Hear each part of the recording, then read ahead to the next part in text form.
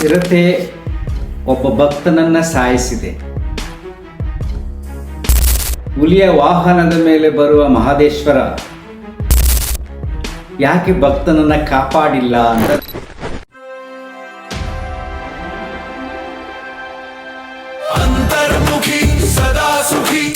ನಮಸ್ಕಾರ ಸ್ನೇಹಿತರೆ, ನಂಗೆ ತುಂಬ ಜನ ಪ್ರಶ್ನೆ ಕೇಳ್ತಾ ಇದ್ದಾರೆ. ಮಹದೇಶ್ವರ ಬೆಟ್ಟದಲ್ಲಿ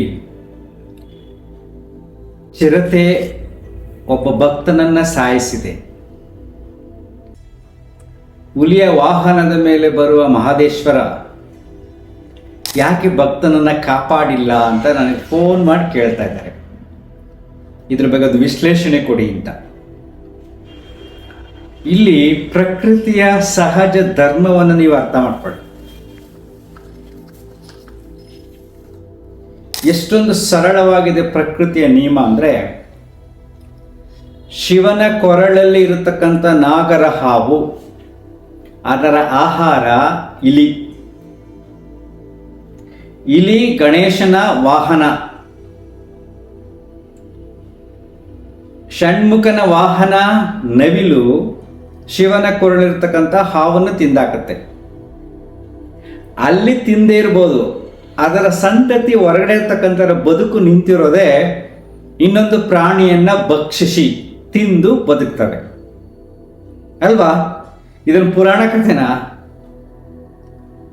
ನಾವು ಆ ಶಿವನ ಕೊರಳಿರ್ತಕ್ಕಂಥ ನಾಗರ ಹಾವು, ಇಲಿ ಮತ್ತೆ ನವಿಲು ಬಗ್ಗೆ ಕಥೆಗಳನ್ನೆಲ್ಲ ಕೇಳ್ತೀವಿ. ಅದರ ನಿಯಮ ಹೇಗಿದೆ ನೋಡಿ. ಶಿವ ಹೇಳ್ಬೋದಲ್ವಾ, ಸೊ ಯಾವ ಪ್ರಾಣಿಗಳು ತಿನ್ನಬಾರದು. ಹುಲಿ ದೇವಿಯ ವಾಹನ, ಸಿಂಹ ಪಾಪ ಆಟ ಆಡ್ತಾ ಇರ್ತಕ್ಕಂಥ ಜಿಂಕೆಗಳನ್ನು ಇಟ್ಕೊಂಡು ತಿಂದ್ಬಿಡುತ್ತೆ. ದೇವರು ಸಸ್ಯಾಹಾರಿ ಆಗಿದ್ದರೆ ಈ ಪ್ರಾಣಿಗಳಿಗೆಲ್ಲ ನೀವು ಪ್ರಾಣಿಗಳನ್ನು ಕೊಲೆ ಮಾಡಬೇಡಿ, ತಿನ್ನಬೇಡಿ ಅಂತ ಅವರ ಪ್ರಾಣಿಗಳಿಗೆ ಅವರೇ ಹೇಳ್ಬೋದಾಗಿತ್ತು. ಇದೊಂಥರ ನಗು ಬರತಕ್ಕಂಥ ವಿಚಾರ. ಇವೆಲ್ಲವೂ ಸತ್ಯ ಅಲ್ಲ. ಆದರೆ ನಾವು ಕೆಲವರು ಈ ಕಥೆಗಳನ್ನು ನಂಬಿಕೊಂಡು ಬದುಕನ್ನ ಸಾಗಿಸ್ತಾ ಇರ್ತೀವಿ.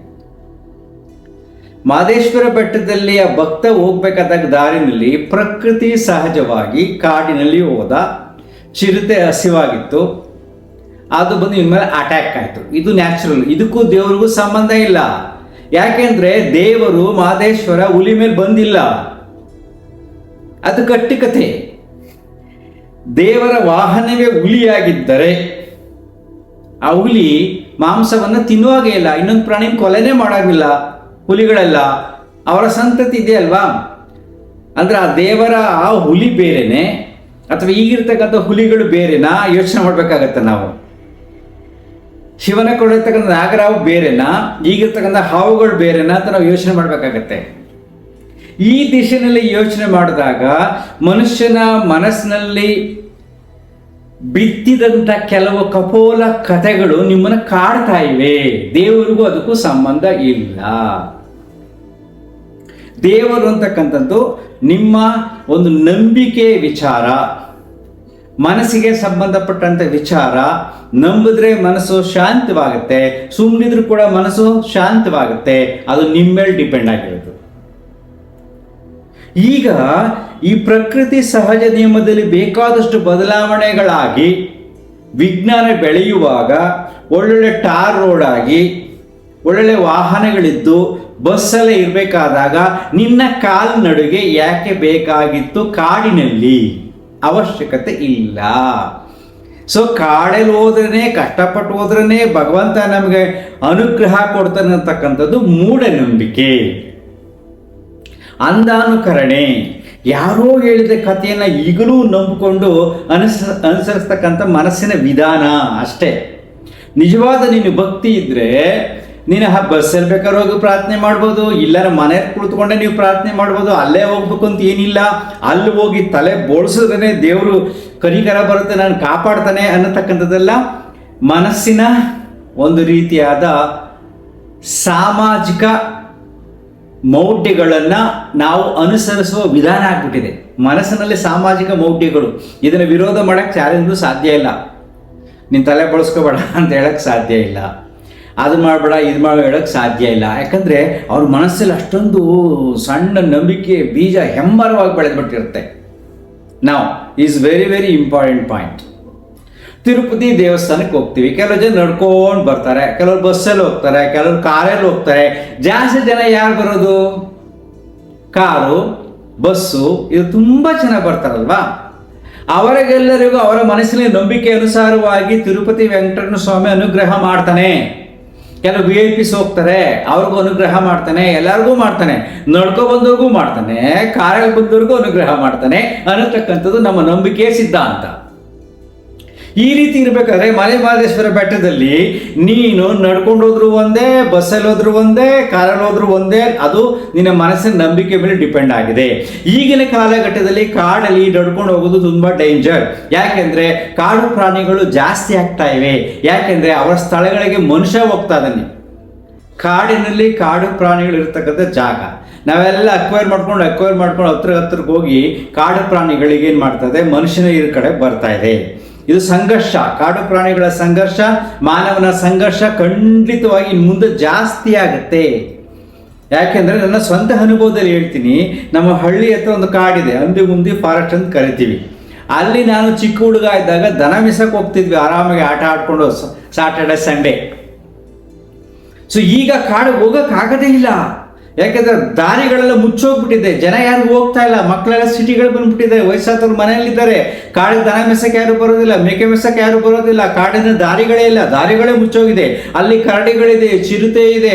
ಈ ಮೊದಲು ಆನೆ ಅಂತಕ್ಕಂಥದ್ದು, ಆನೆ ನಮ್ಮ ಕಲ್ಪನೆಯಾಗಿತ್ತು.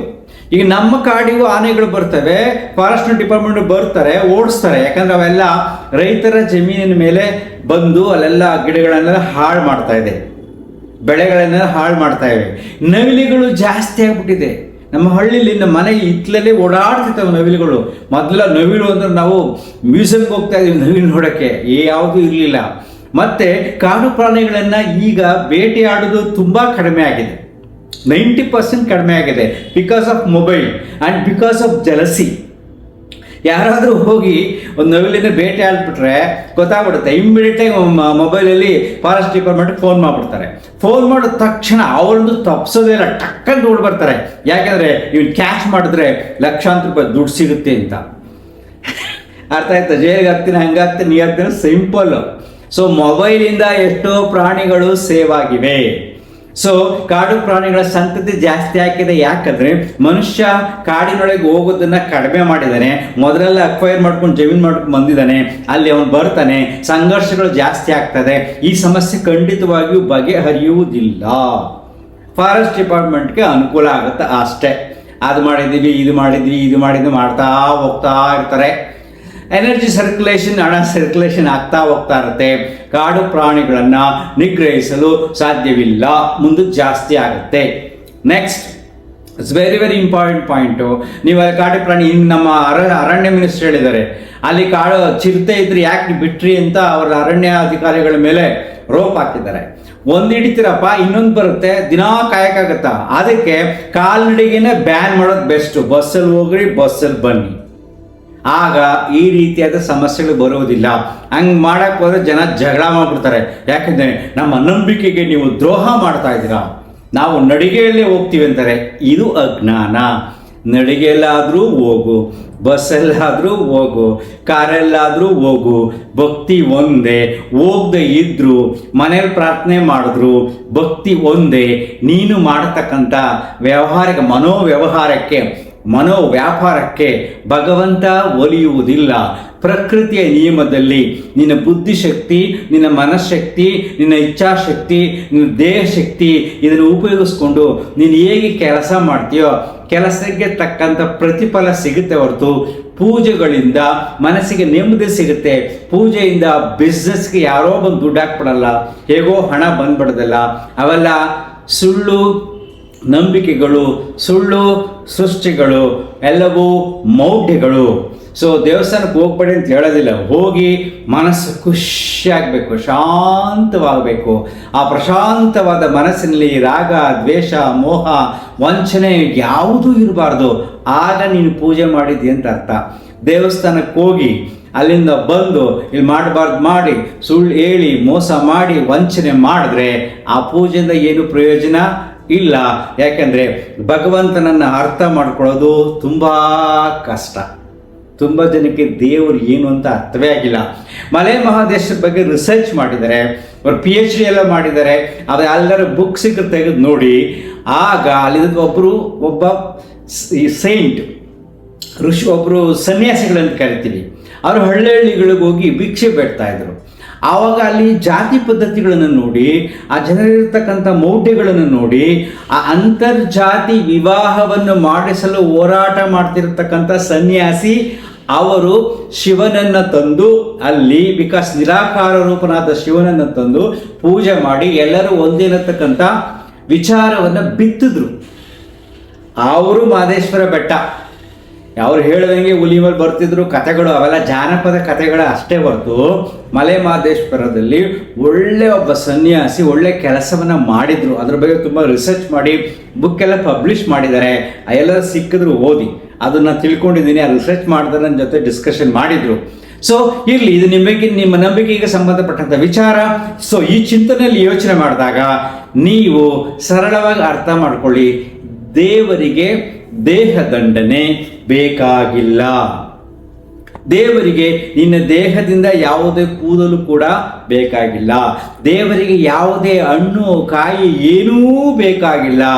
ಪರಿಪೂರ್ಣವಾದ ಮನಸ್ಸಿನಿಂದ ಮನಸ್ಸನ್ನು ಖಾಲಿ ಮಾಡಿ ಶ್ರದ್ಧೆಯಿಂದ ಪ್ರಾರ್ಥಿಸುವುದೇ ನಿಜವಾದ ಪೂಜೆ. ಅದು ಮನಃಶಾಂತಿಯನ್ನು ಕೊಡುತ್ತೆ. ಮನಸ್ಸು ಶಾಂತವಾಗಿ ಖಾಲಿಯಾಗಿದ್ದಾಗ ಈ ಪ್ರಕೃತಿ ನಿನ್ನನ್ನು ನೋಡ್ಕೊಳ್ಳುತ್ತೆ. ಅರ್ಥ ಆಯ್ತಾ? ಅಂತರ್ಮುಖಿ ಸದಾ ಸುಖಿ.